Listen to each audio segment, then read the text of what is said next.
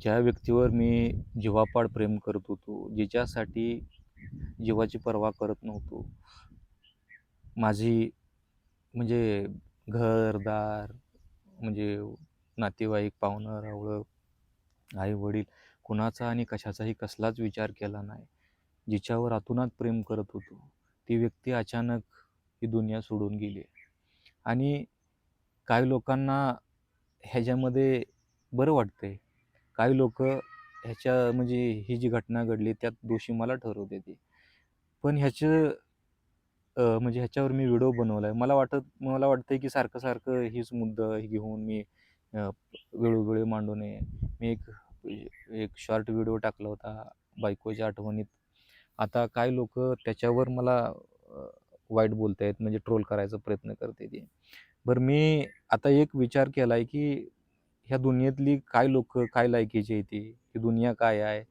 लोकांना काय पडलंय का? किंवा माझी बायको माझ्यापासून लांब गेली आहे. बायको या दुनियेत नाही. याचं दुःख मला किती असेल हे जाणून लोकांना अजिबात घ्यायचं नाही. पण बरं मी काय म्हणतोय ते अनु जी व्हिडिओ बनवत होती किंवा आम्ही जी व्हिडिओ बनवत होतो, आम्ही जे दाखवत होतो व्हिडिओमध्ये, आता हॉटेलमध्ये बऱ्याच लोकांचा मुद्दा असा आहे की तुम्ही जास्त काम लावत होता. सगळ्यात महत्त्वाची गोष्ट अशी आहे की मी अनुला कधीच काम लावलं नाही. अनु स्वतः इच्छा असेल तर काम करत होती आणि सगळ्यात महत्त्वाचा ज्या वेळी ती हॉटेलमध्ये काम करताना दिसायची, ती व्हिडिओ पुरतंच होतं. व्हिडिओसाठीच ती तिथं यायची आणि व्हिडिओ बनवण्यासाठी ती भाकरी करण्यासाठी बसत होती. ते इतर गोष्टी करत होती. भाकरी करण्यासाठी आपल्याकडं महिला होत्या. कारण फक्त जर अनूच असती, तर हॉटेल चाललं नसतं. एका महिलेवर हॉटेल चालत नाही आणि हॉटेलला तशी गर्दी होती.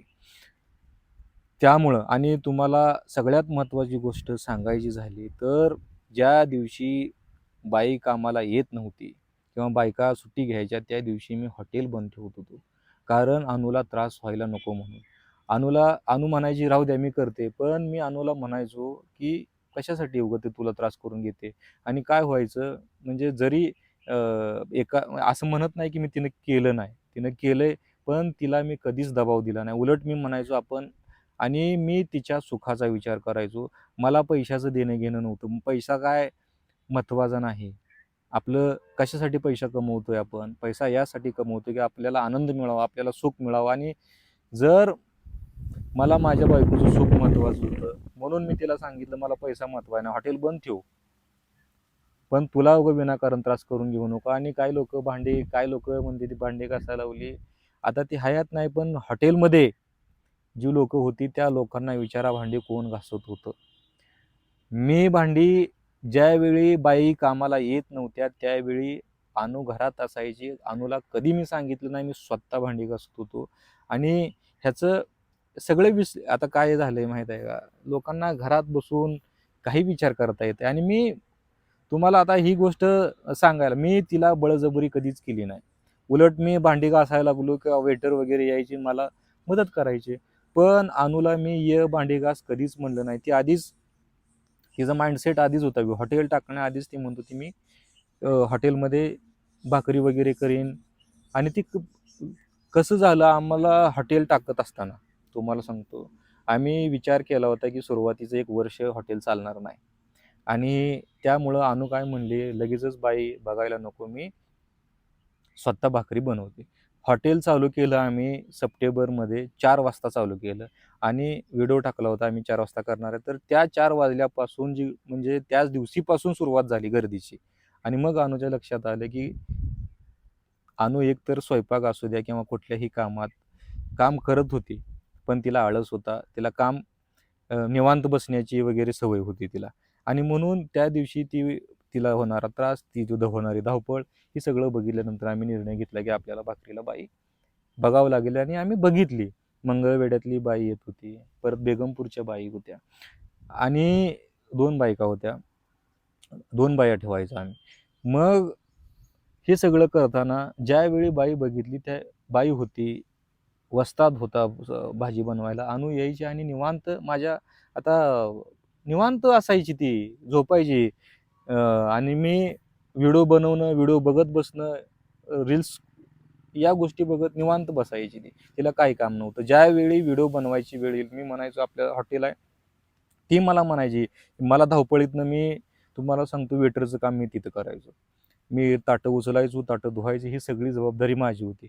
मी सगळं काम करत असताना ती म्हणायची व्हिडिओ बनवायचा आहे. मग व्हिडिओ बनवण्यासाठी त्या भाकरी करणाऱ्या बाईला उठवून साईडला तिला त्या चुलीपाशी बसून आम्ही व्हिडिओ बनवायचो आणि भाकरी बनवतानाच इतर कुठलेही व्हिडिओ असू द्या, ती व्हिडिओ आम्ही पोस्ट करायचो. म्हणजे ही व्हिडिओ बघितल्यानंतर ती पहिलं जी व्हिडिओ बघितलेलं आहे लोकांनी, त्या व्हिडिओ बघितल्यावर लोकांना वाटतंय की फक्त अनुज सगळं काम करत होती आणि तिला त्या कामाचा त्रास होता. कामाचा कसलाही त्रास अनुला अजिबात नव्हता. आपण जर फक्त समजा एकच हॉटेल त्या हॉटेलवर अनुला काम करायला लागत होतं, ती एकटी काम करत होती, मग दुसरं हॉटेल आम्ही कसं चालवलं? दुसरं हॉटेल आम्ही 3 हॉटेल चालवत होतो. पण आम्ही फक्त मी आणि अनु मॅनेजमेंट करत होतो. आम्ही गाडीत त्या हॉटेलला जाणं, तिथलं व्हिडिओ बनवणं, तिथं जी कामगार होते त्या कामगाराला सांगणं, परत दुसऱ्या हॉटेलवर जायचं, हे आम्ही काम करत होतो. आता आम्ही परत नंतर निर्णय असा घेतला, की आम्ही ही 2-3 हॉटेल चालू केल्यामुळं मेन जे मुळात आपलं हायवेला हॉटेल आहे ब्रह्मपुरी, तिकडं दुर्लक्ष व्हायला लागलंय आणि दुर्लक्ष झाल्यामुळं परिणाम असा व्हायला लागलाय, क्वालिटी म्हणा, बऱ्याच लोकांच्या तक्रारी आल्या आणि तिथलं वस्ताद सगळं जेवण तयार असताना गिराईक घालवून नाही म्हणून सांगायचे, व्यवस्थित तिथं ट्रीटमेंट मिळत नव्हती. हे सगळ्या तक्रारी आल्यानंतर आम्ही विचार केला, की आपण काय करूया, हे महत्त्वाचं नाही सगळं हॉटेल चालवावं. आपण एकच चालूया, चांगलं चालूया, ही अनुचं शब्द होतं. एकच चालवू पण चांगलं चालवू. मग आम्ही दोघंही आणि अनुचं दुसरं म्हणणं काय होतं, अनु इथं थांबली. का थांबत होती? गल्ल्यावर पैसे घ्यायला, ह्यांच्यावर सगळ्यांकडनं काम करून घ्यायला इथं थांबायचे. हॉटेल धंदा फक्त ज्यावेळी हॉटेलचं मुद्दा मला सांगायचा लक्षात न गेला. आम्ही फक्त म्हणजे अनु मॅनेजमेंट करत होती आणि ज्यावेळी धंदा हॉटेलचा कमी आला, तुम्हाला सांगितलं त्याचं कारण की आमचं दुर्लक्ष दुसरीकडे हॉटेल चालू केल्यामुळं दुर्लक्ष झालं आणि मग धंदा कमी झाल्यावर अनु म्हणले की आता आपण माणसं कमी करूया. आणि बायकांचं कसं होतं, 500 रुपये हजेरी द्या, म्हणजे 1000 रुपये तिथं जात होतं आणि धंदा एवढा कमी झाला की दिवसाला 4-5 गिरायक येत होती आणि 4-5 गिरायक म्हणल्यानंतर अनु म्हणले आपलं विनाकारण दिवसाला 2,500-3,000 रुपये दिवसाला बाहेर चालले जात. आपण काय करू, वस्ताद बंद करू. वस्ताद कशासाठी येतोय, फक्त वस्ताद काय करायचं, यायचं आणि भाजी बनवायचं. भाजी अनुला जमत होती. मग आम्ही अनुनं काय केलं आणि ही जी नवीन पहिला वस्ताद गेल्यानंतर भाजी बनवायचं अनुनं त्या वस्तादला सांगितलं होतं आणि शिकवलं होतं. अनुला ऑलरेडी भाजी जमत होती. मग आम्ही एक सिस्टीम केली, संध्याकाळीच आम्ही कांदा वगैरे कट करून ठेवायचं आणि जी काय ग्रेव्हीचं साहित्य असते ते ग्रेव्हीचं साहित्य सगळं शिजवून ठेवत होतो. सकाळी उठलं की ते एका आम्ही वेटरला सांगायचो की डायरेक्ट बारीक करून ठेवायचं. मसाल्याचं सगळं तयारी वेटर करायचं, मी करायचो आणि ज्यावेळी भाजी बनवायची आहे, फोडणी टाकायच्या वेळेला फक्त अनु घरातून तयार होऊन अनुला आम्ही हाक मारायचो, सगळी तयारी झाली आहे, कांदा कट केला आहे, फक्त फोडणी टाकायला ये आणि मग अनु फोडणी टाकायला घरातनं बाहेर यायची. अजिबात कुठल्याही कामाचा त्रास अनुला मी होऊ दिला नाही. हे जी व्यक्ती तिथं माझ्यासोबत होती, माझ्या जवळच्या सगळ्या व्यक्तींना माहिती आहे. असं नाही की अनुनं काय केलं नाही, अनुनं कष्ट केलंय, पण अजिबात मी तिला कुठला त्रास दिला नाही. आणि आता ही ज्या दिवशी ही घटना घडली त्या दिवशी सुद्धा तुम्हाला मुद्दा सांगतो, नेमकं तिनं कशात काय कुठली गोष्ट मनावर लावून घेतली, हॉटेल का चालू ठेवलं नाही. बाई नव्हती, मला वाटलं अनुच्या हाताला त्रास नको, हात दुखायला नको, म्हणून मी त्या दिवशी म्हणलं अनु आपण आज हॉटेल चालू ठेवायचं नाही. अनुचं म्हणणं होतं की सोमवारी बंद ठेवलंय, सोमवारी देवस्थान असल्यामुळं सोमवारी बंद ठेवलंय, मंगळवार आहे, आज आज गर्दी पडल, आज हॉटेल चालू ठेवायचं. मी म्हणलं बाई नाही, विनाकारण गेल्या मंगळवारी असाच प्रॉब्लेम झाला, बाईनं अचानक सुट्टी घेतली, तुला त्रास झाला, तू चिडचिड केली, म्हणून मला हे हॉटेल आज चालू ठेवायचं नाही. तरीसुद्धा मी अनु म्हणते म्हणून मी प्रयत्न केला, पण अनु चिडचिड जास्त करायला लागली, बोलायला लागली. मटेरियल काय आणायचं आहे यासाठी वेटरला आम्ही बेगमपूरला पाठवलं. वेटरला सांगणार म्हणायचे तुमचे तुम्ही सांगा.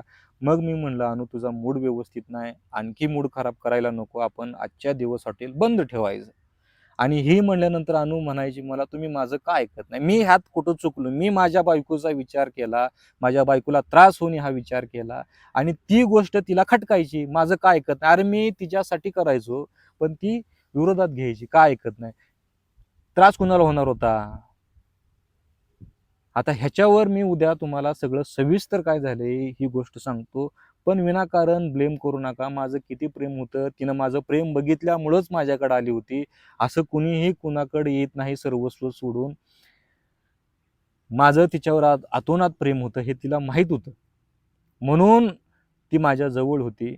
पण तिचा राग तिला अनावर होत होता. अतिशय शीघ्रकोपी होती. आता ही गोष्ट आता तुम्हाला कसं कळणार? तुम्ही लांब बसून तुम्ही मला बोलताय, शिव्या देताय तुम्ही. तुम्हाला काय घरात बसून शिव्या द्यायला जाते. पण मला माहिती आहे माझी काय कंडिशन आहे ती. असो, मी तुम्हाला उद्या ह्याविषयी सगळं सविस्तर तुम्हाला काय काय झालं ते सांगतो. ह्याच्यावर तुम्ही ठरवा.